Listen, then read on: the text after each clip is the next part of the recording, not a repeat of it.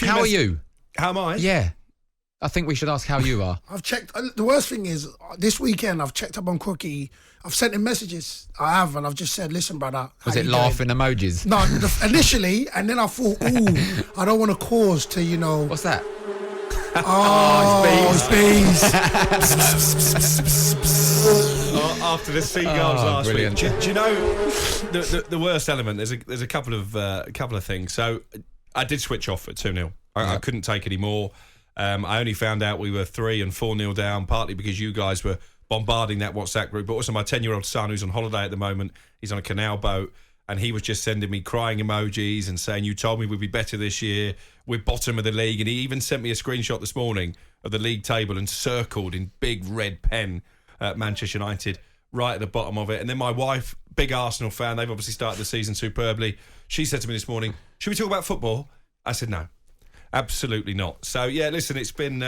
Are you bottom? It's been a difficult weekend. Yeah, we're rock bottom. Hold on, I've got the table here. Yeah, scroll right down. United's bottom. I'm Man scrolling. United. Mate, I'm just scrolling. Yeah, Where's Man United's bottom. I think that was also the case potentially in 92, 93, and they did go on and win the league that year, so all is not lost. But listen, there's been a lot of messages on my Twitter. There's been messages sent to talkSPORT as well. Looking forward to another United rant. I'm not going to go down that road tonight. Swear down.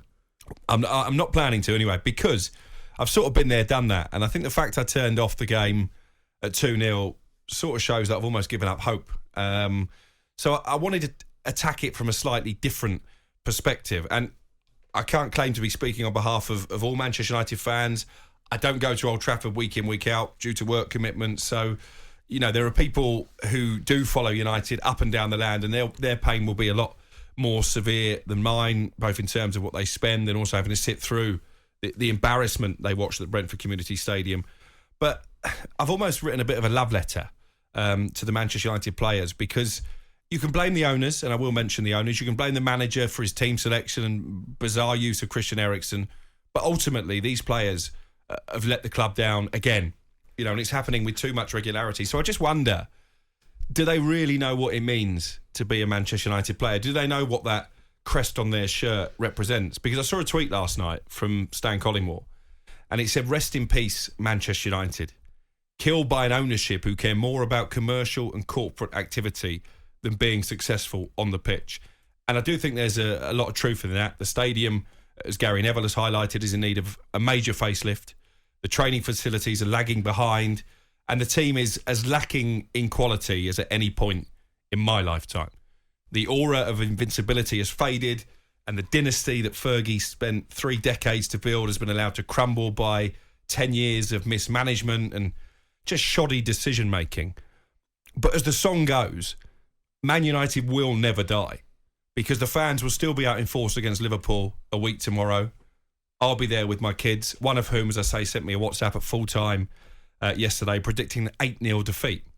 He might be right, but it won't dilute the passion or love that I have and that countless others have for our football club, because being a football fan can't just be about the present or the future. It's about the past and what's gone before. It's about the journey from adversity to success, the fall and rise, and inevitably the fall again. It's about heroes that you loved, Eric Cantona and Roy Keane, to name but 2 in my case, and the villains who have shattered your dreams with 94th minute title deciding goals or final day spurn chances at Upton Park. Yes, Andy Cole, I'm talking about you. I hope some of the current crop of wasters, who quite frankly should count themselves lucky to be anywhere near a Manchester United shirt, will listen to this and maybe realise what that badge means, because it's not about the Glazers and their self-serving ownership. It's about the railway workers of Newton Heath and the green and gold. It's not about Ronaldo skulking off without acknowledging the fans who pay his hugely inflated wages. It's about Matt Busby and his tragic babes. It's not about Rashford, Sancho or Maguire. It's about the Holy Trinity. It's not about Bruno's miss. It's about Dennis Law's back heel and relegation to the second tier. It's not about the noisy neighbours who get louder by the week with every piece of success. It's about Brian Kidd and Fergie dancing and 26 years of hurt. It's not even about Brentford away. It's about Barcelona, 99, on Sir Matt Busby's birthday, winning the Champions League. So when these players step out in front of the Stretford End on Monday, more in hope than expectation of avoiding a battering. I hope that they know what they're fighting for and they show the same pride as those who have gone before them and those in the stand. We may not love the kit. We definitely don't love the owners or the board or most of the players. But like every other fan, we love our club. And that's why Man United will never die. Yeah, mate. Like, if that's a love letter, yeah, I mean, I know. You romantic, you. Yeah, look. You know the maddest thing is, so I'm sitting there and I'm taking it in, right? And what for me, it gets off. But you're passionate about your team, and we get it, and I think that's the beautiful thing about sport and your club and that. My only thing, and I'll throw back, and you know the definition of support, because like you said, like Man United's been a dynasty, and you ran things for a long time. And you know things ain't going to what it is now. And of course, like anything in life, you try to admit blame where it needs to admit blame. But ain't support that. You're going through a transitional period. And if it takes, you ran the game for 20 odd years. It was Man United or whatever it was. You ran it. Y'all lot were laughing. You know what I'm saying? You picked and you got and you won trebles and you're going through hurt now. So... But the definition of support now, and for me, is, you know, when you say that the players you don't love and X, Y, and Z, that for me don't do any help for the players, because this is when they need you, not when they're winning 5-0, 6-0. These are the times when they really need you. And you know this whole thing about, and maybe because I played in the lower leagues, so it's hard for me.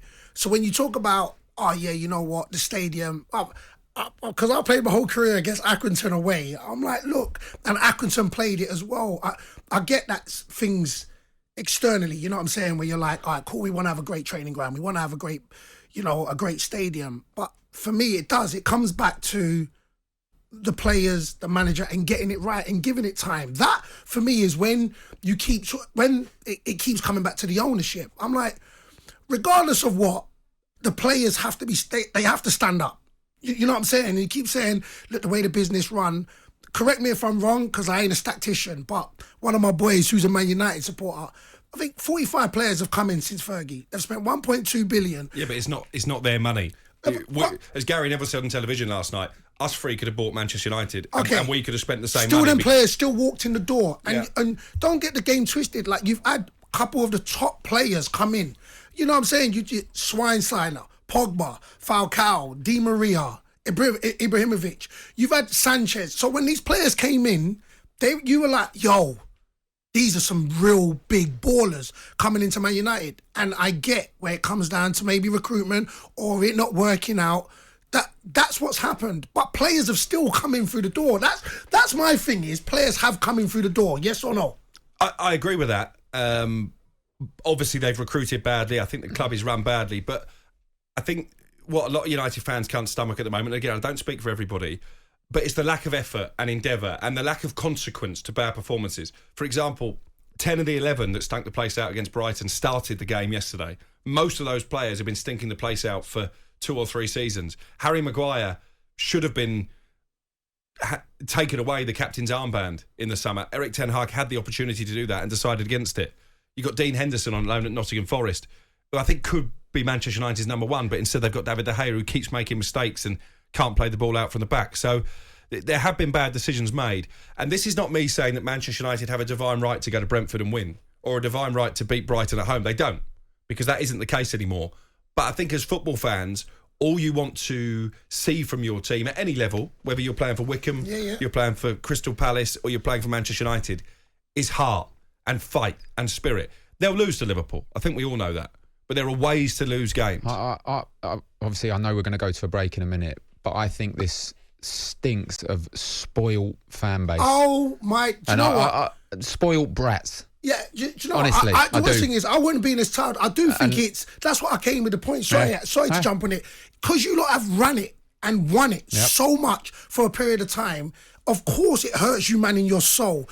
I get the worst thing is, I watched the game, and let's please not take nothing away from Brentford. I thought that on that performance, they was on job, every single one of them. But you're right. It was the lack of effort. That's what I can get where you can turn around and say they didn't. But listen, what is? Here we're going to break because we can stay on this. All right, let's break it and we can come back. Yeah, we'll come back to it. But this is not me being a sport Manchester United fan. Far from it. No, not just you. We'll talk about it. I just want desire, commitment, and determination. There was none of that yesterday.